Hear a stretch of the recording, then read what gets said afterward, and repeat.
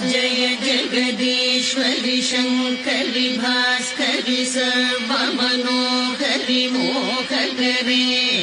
पशुपतिरञ्जिनि पाप विमोचनि पद्मजगेहिनि गानरते मदगजगामिनि मन्दरधारिणि मञ्जुलभाषिणि मञ्जुगते जय जय हे जय काञ्चीपुरेश्वरि कामकलेश्वरि